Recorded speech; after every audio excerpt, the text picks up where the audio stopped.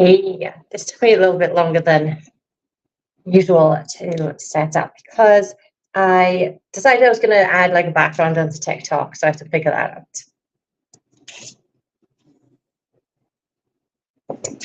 So I should probably move this around a little bit so people can see. Okay, so today, I'm going to go live. I do this every single morning, guys. It's not easy to like make sure all the things are like lined up and go. Nothing is easy. So, but not everything that is worth doing comes easy, right? That's the saying. So today I'm going to talk about energy slumps in the afternoon because I've been getting a lot of this recently, not myself, but from people who were saying about it. Typically, I'm not too bad in the afternoon. For me, it's more of like a morning getting going kind of thing, but I think that's because I go to bed late, so I wake up late. It's fine. It works for me. But a lot of other people don't have the luxury of getting up kind of, 8:30 or whatever. They have to get up and be in work for like 9. Hey, Charlie. So I'm going to do this for you guys. Talk to you about it. A lot of people that I speak to have got like office jobs or maybe they do it for themselves actually. But a lot of people are working in an office. So they have meeting after meeting after meeting. They're back to back. Sometimes they can't have lunch. They grab something quick. They go to the vending machine at lunchtime. And then they have like this afternoon slump. So they struggle to start going in the morning to get going. And then they're up and they're about. And then in the afternoon they have a slump. And there's normally a very good reason for this. And it's not, it's just the way I am. It's not normal, by the way. If people are just like, well, it's normal to have an afternoon slump. It's not, okay? It's not normal to have an afternoon slump. So that's something we need to get out of our head in the first place. Is it common? Yes. Is it normal? No. So the first thing to ask yourself, if you are getting a slump, is how did I sleep? Did you sleep well? Or did you sleep like crap? That's the first thing. If you feel like, oh, well, I went to bed and I fell asleep straight away, but then I kind of woke up through the night. Or some people say, yeah, I slept fine, but I struggled to get up in the morning. It might not have been that you slept very well then, right? Just because you fell asleep as soon as your head hit the pillow, that's not necessarily a good sign. There's something called latency. And latency is the time it takes from your head hit the pillow to actually go into sleep. And latency should be around 15 minutes. If it's less than 15 minutes, you're overtired. If it's over 15 minutes, there's a problem, right? Maybe you've got like some sort of insomnia, or you've got like a lot of stress going on, you're overthinking. So there's lots of different reasons why. So did you sleep well? Did you wake up refreshed and ready to go? If not, we're going to sleep. And a lot of this is going to come down to sleep, actually, but not necessarily just like going to bed and, I'm just kind of waking up. That's not really all it is about. So a lot of you probably heard about bedtime routine, but there's something more important, and I have got a reel on this. Have I put it out yet? No, it's coming out in the next couple of days, about a morning routine and dopamine dodging. So make sure you're following me to get that video on dopamine dodging.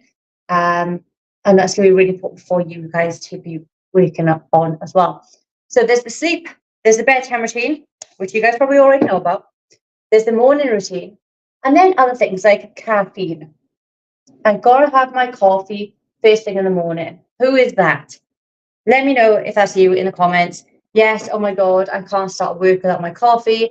I have to have my coffee before I start, so I can deal with the kids or my partner sometimes. So let me know in the comments, is that you? There we go, Charlie is one of them.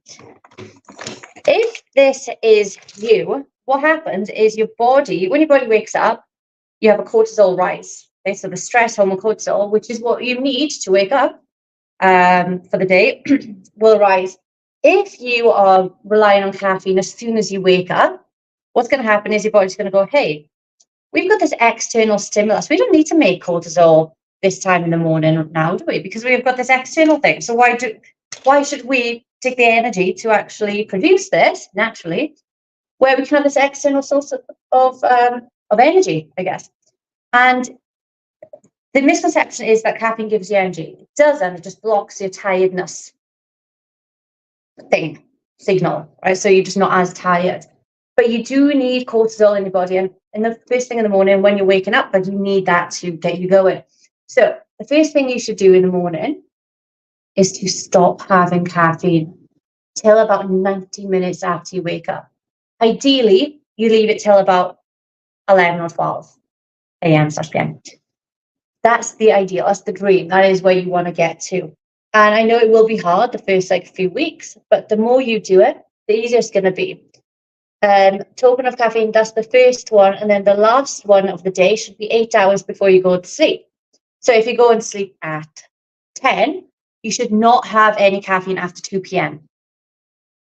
8 hours, 8-hour half-life. Okay, so it's still in your system even after 4 hours, 5 hours, 6 hours, 7 hours, 8 hours. It's still in your system. So that's going to disturb your sleep slightly. If your sleep is disturbed, even if you think you're doing a good job and you're actually napping away through the night, if your body's not shutting down properly, you're not in the full restoration phase. So you're going to feel more tired the next morning. It's like, imagine having staff. Imagine you run a machine, right? You've got a warehouse or something. Or I think a production line. Imagine you've got a production line and your staff are going through the night, working through the night. They're like, okay, they're doing it, but they're not fully functioning. The next morning, they've got to come back in. They've had an hour's nap. They come back in for another shift. They're not going to be, firing off all cylinders, are they? They're going to be like, oh my God, like a zombie, like, yeah, next, beep, I'm doing it, wherever. So you need your body to shut down fully in order to restore the energy. So you need to limit caffeine to those times that I've already told you. What else? What else is going to make you have that afternoon slump? Consistency with bedtime. I'm not going to go into too much bedtime stuff, but consistency with bedtime, having the same bedtime every day, even on weekends, within an hour. So say you normally go to bed at 10, you can go to bed at 11 on a weekend. It's going to be fine. But any more than that is really going to screw you up, and it's going to take like between 4 and 9 days to recover from that. Average is about 7 days to recover from being up late. And then by the time that comes around, it's the weekend again, you're going to bed late, tired, and the same rinse and repeat, right? So you're never fully charged and you're never fully in a good circadian rhythm, is what it's called, body clock. So that is bedtime. But one of the most important things, even more important than caffeine and sleep, I would say, and the real reason the majority of people have an afternoon slump is nutrition. So lots of people, when I speak to them, I'm like, okay, well, what breakfast do you have? I'm like, cereal or toast. And I'm like, oh, wow. Wonder why you haven't got any energy in the afternoon. Because you're fueling your body with quick releasing carbs, high in sugar, which means your energy is going to go like this, and then it's going to go wham, wham, wham. And then what do you need? Coffee, of course, to keep you awake. And that coffee is typically about 2 p.m., right? Your 2 p.m., 3 p.m. slump, which means 8 hours later, your body's fully asleep, not recovering, and there's this big cycle. So what should you do? What should you do? What should you be having for breakfast? Or should you be having breakfast at all? Lots of people skip breakfast, right? They're like, oh, I haven't got time. Or I'm not hungry. Well, you might not be, but your body is, love. Or I fast. Please do not fast in the morning. If you're going to fast, skip your evening meal. Stop eating after 4 o'clock, right? Do that instead. That is like if you're going to fast, that is what to do. So what should you be having for breakfast? Because yes, you should be having breakfast. Is it the most important meal of the day? I would probably say so, yes. Not because of the old wives' tale or because that's what your mum said, but actually because when you're fuller in the morning, you're going to have more sustained energy through the day, and then it's going to be less likely to need a coffee later on in the day, and you're going to be less likely to snack and binge in the evening. If that's not good enough reason, I don't know what is, guys. I don't know what is. So you're going to have your breakfast. This is what you're going to have: a protein source, Past few weeks, I've been having overnight oats with fire, yogurt, and frozen fruit. Exactly. So that's a good one. You're gonna have some protein, which is your Greek yogurt there, your fire yogurt or your Icelandic yogurt, wherever yogurt you guys want to eat. And your oats also. It would be a good idea as well to have a protein powder in with that as well. It's going to really ramp up the protein for the day. Also, what I would want to see in that breakfast in particular is some you got a bit of fiber in the oats, right? But maybe you could have some seeds in there also, some nuts or some seeds if you can eat nuts. If not, throw some chia seeds in there. That's going to be really helpful for digestion. It's going to be helpful for gut health. And it's also going to bump up your fats, which are really important macronutrients to include in your day-to-day nutrition. Then you need a probiotic. Now, you've got one, Charlene, because you are having a yogurt. But if you're having like eggs, for example, wiki eggs and bacon, if you're having eggs and bacon, they haven't got probiotic in, so you're going to need to add one in. I don't. To be honest, I'm talking optimally now. To perform optimally, I'm performing at baseline at the minute. So I don't. I'm also very, very fussy, so I could add in a yogurt, I guess. Otherwise, it's going to be things like kimchi, kombucha. I do like a kombucha, actually. Maybe not for breakfast, but I do like a kombucha. They're going to be really helpful to add in the morning as well to get your gut going, improve your gut health, and also for the rest of the day, just keep you feeling satiated, feeling good, and full of energy. So protein, fiber, and bonus points for the probiotic. That is the dream breakfast, guys. That is what you need to thrive. What else? So you're going to cut out your sugar from the morning. You're going to have high protein, high fat, high fiber breakfast, and hopefully some probiotics in there as well. And then you're going to go and get lunch, right? Maybe not the right way, not straight after your breakfast, but at lunchtime, what you're going to look for is protein. There's a theme here, isn't there? You're going to go for high protein. You're going to go for high fiber. You don't need another probiotic. I think you're good for a day, one a day. But if you didn't have probiotic at breakfast, you could have it now. It would be a really good option. And then you're going to have maybe a carb, a starch carb. Fill up on veggies. For lunch, I normally have 2 mini meals around my workout because I work out at lunchtime, so I'm getting ready now. So I would normally have oats, which I've already had today. Oats with protein powder, milk, dark chocolate. So I have, and if I'm back home or if they're available, I'll get some chia seeds and throw those in too.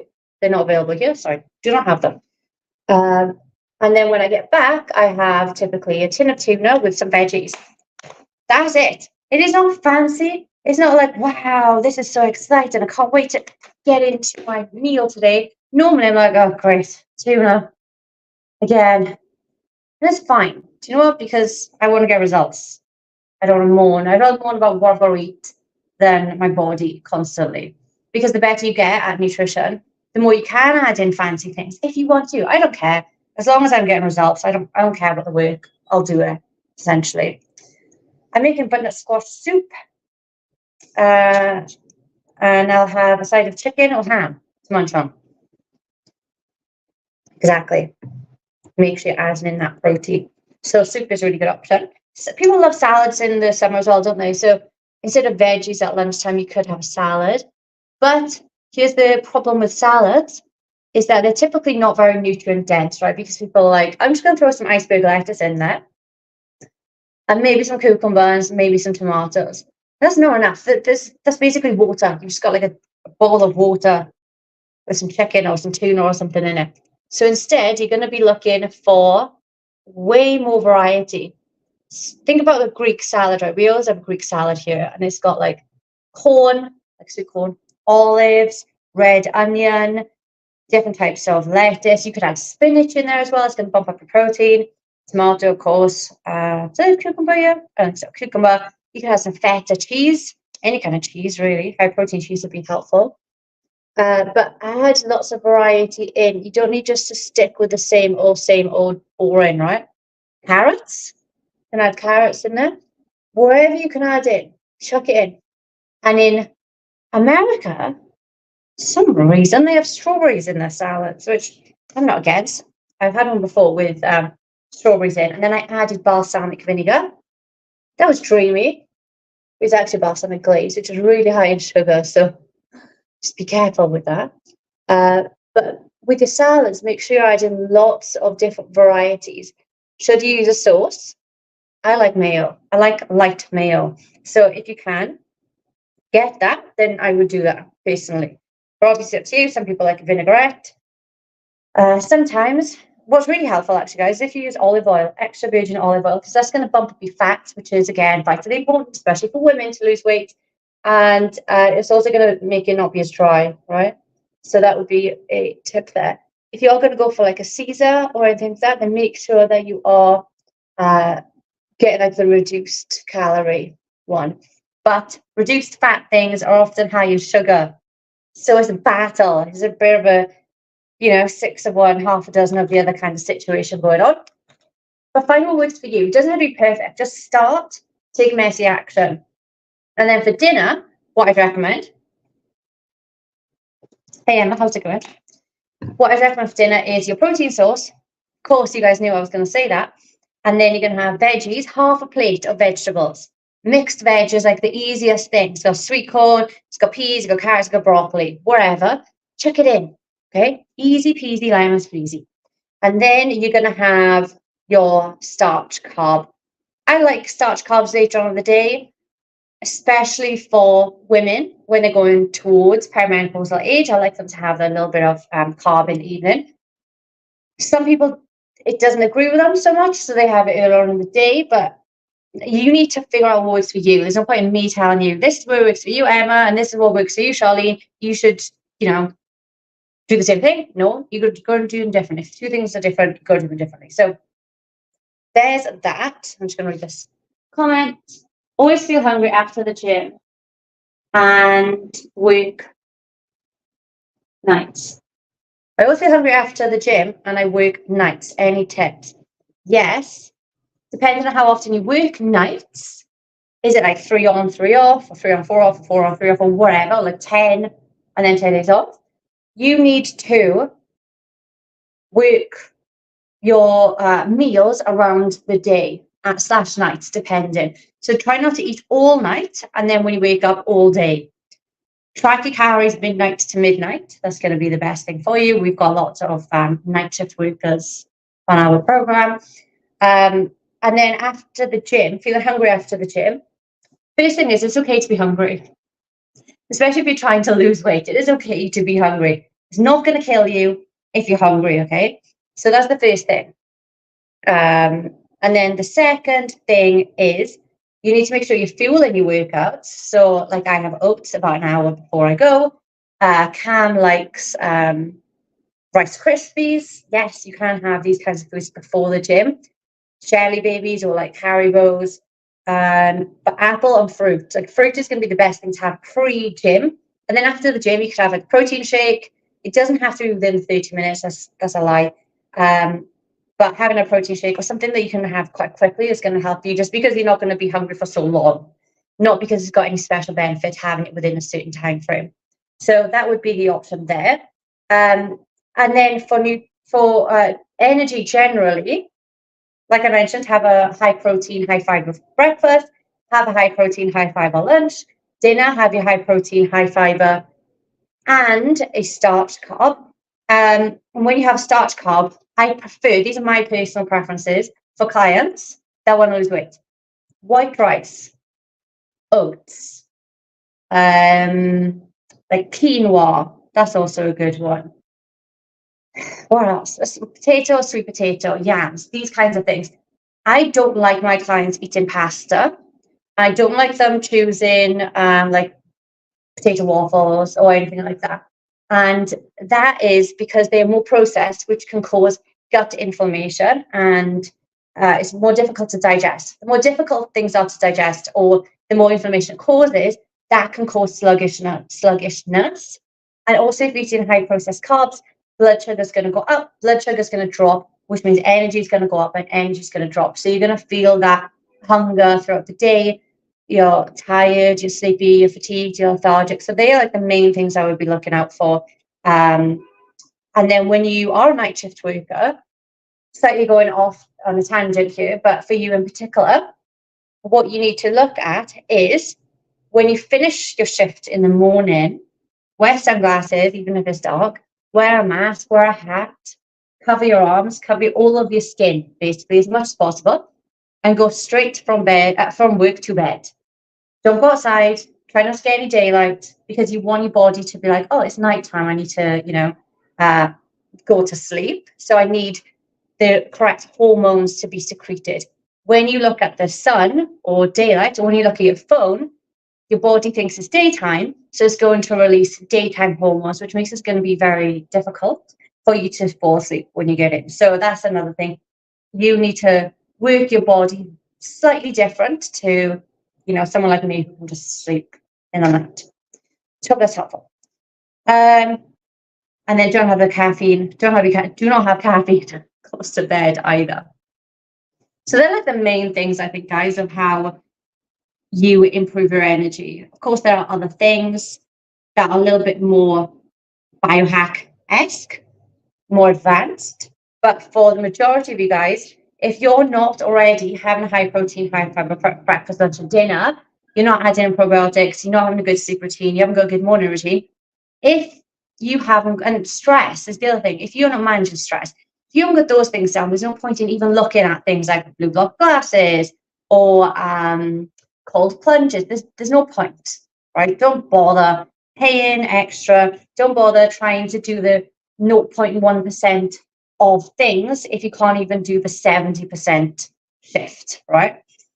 Charlie said, tonight I've got homemade fakeaway Chinese chicken curry, whole grain rice, salt and pepper, bok choy, broccoli. That is fancy schmancy, isn't it? Goodness me, fancy. So, sounds good. I prefer white rice personally. We do have a whole podcast episode on why brown rice versus white rice. If you really want to learn about rice, then you can go and listen to that on our podcast. I think it's fascinating. It's at 0.01%. It's not going to change. If you prefer brown, have brown. There you go. That's it. So I hope that's helpful, guys. Tonight we're doing a live on menstrual cycle timings. I think that's what we're doing it on. So if you are not in the Facebook group, head over there, and we're going to talk all about cycle syncing. Should you do it? What is it? How to do it? Is it worth it? Does it work? And all of those questions, because there's more and more things popping up, and I want to nip it in the bud before you guys try to go down that route. No probs. Cool. So the podcast is called Hangry and Hormonal. It's on Spotify. So that is it. I'm going to amp myself up for the gym now. Maybe I'll get a pre-workout if I'm feeling fancy. Try and do some arms today. I like chest, upper body, basically. But I can't do very much because of my wrists. So I will see. I'll give it a go. See what happens. So I hope that's helpful. If you need anything, let me know. See you guys tonight on the live. And I will speak to you guys soon. See you.